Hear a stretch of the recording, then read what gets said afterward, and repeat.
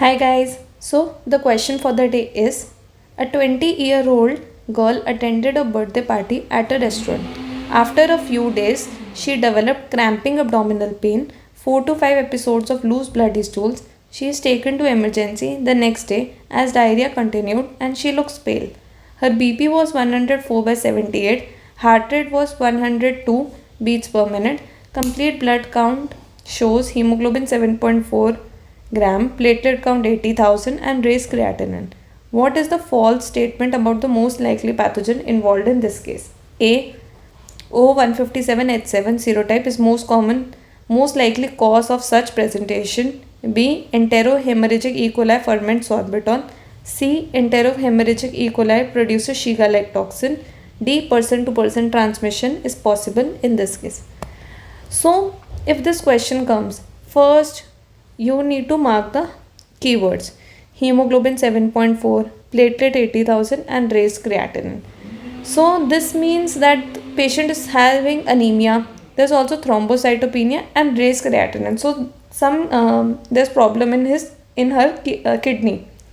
So you are still not able to make the diagnosis. If the same question comes in the exam, first read the options, because the options can even tell you the answer. O157H7 serotype is most likely cause of such presentation. So this means the question is something asking about E. coli. Now from E. coli, he is asking from enterohemorrhagic E. coli. And we all know enterohemorrhagic E. coli, it causes hemolytic uremic syndrome, that is HUS. So HUS has a triad of anemia, thrombocytopenia and acute kidney injury, which occurs due to microthrombi which are formed on the damaged endothelium.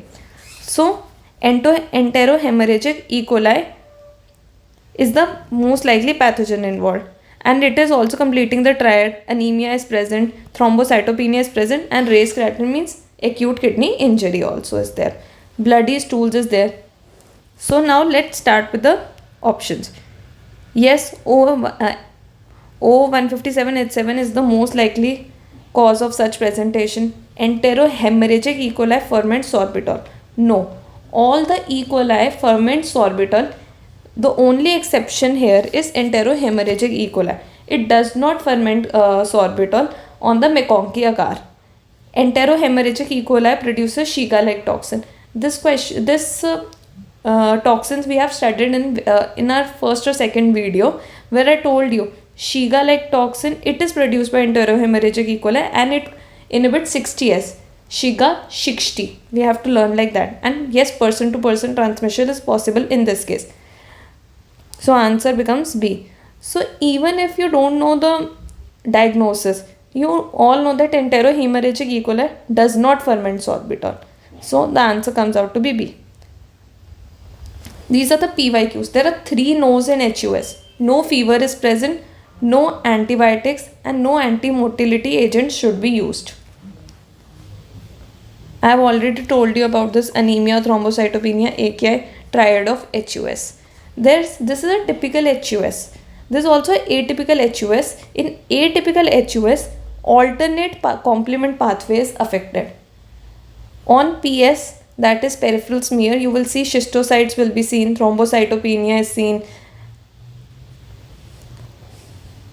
Now some questions, very important questions about E. coli.